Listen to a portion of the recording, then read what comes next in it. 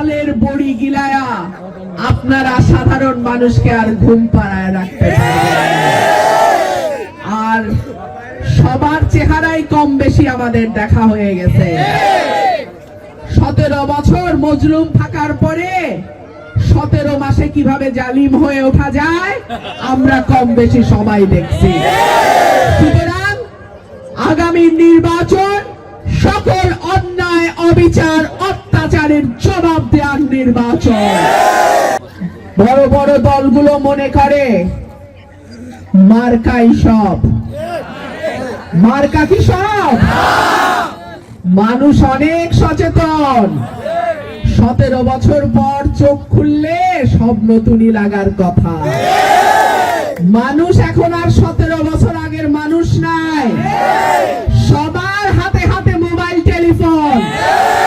এই 17 বছর আন্দোলন সংগ্রাম কারা করছে সবাই জানে।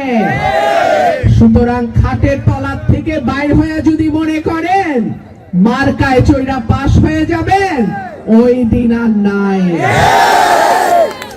5টা বিশ্ববিদ্যালয়ের যে ডাকসু, চাকসু, রাকসু নির্বাচন তাকায়া দেখেন, মানুষ কইলাম জবাব দেওয়া আরম্ভ করছে।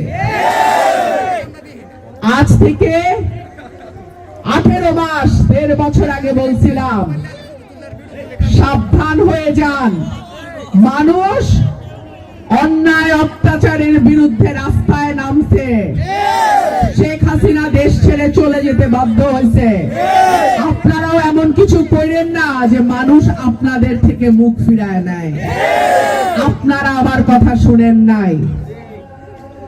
ফলাফলেই দেখা যাবে ইনশাআল্লাহ মানুষ কার সাথে। আপনারা ভোটের মাধ্যমে চাঁদাবাজিকে না বলবেন, ভোটের মাধ্যমে মামলাবাজিকে না বলবেন, ভোটের মাধ্যমে দুর্নীতিকে না বলবেন। আমরা যোগ্য নেতৃত্ব পাই নাই, আমাদেরকে মার্কা দেখায়া ঘুম পাড়ায় রাখা হয়েছে।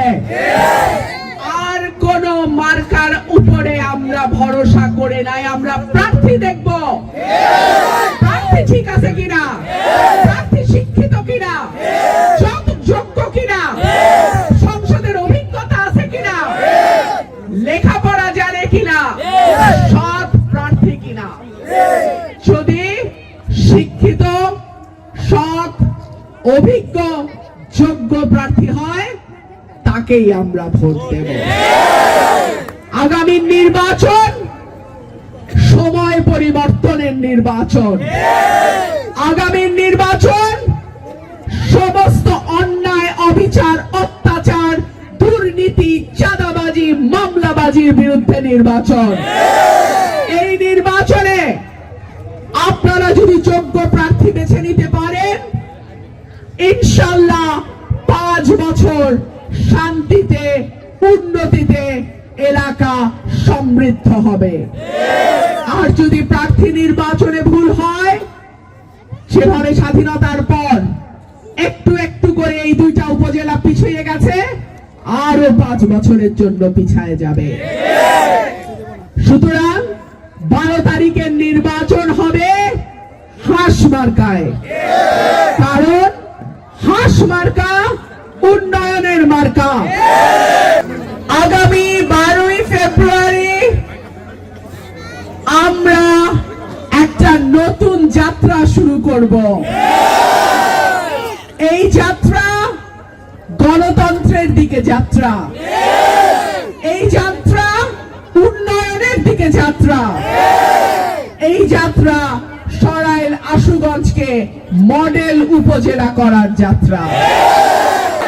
কেন্দ্র পাহারায় রাখবেন, কেউ যেন একটাও জাল ভোট দিতে না পারে, কেউ যেন অযথা কেন্দ্রে বিশৃঙ্খলা তৈরি করে ভোটারদেরকে ভয় দেখাতে না পারে।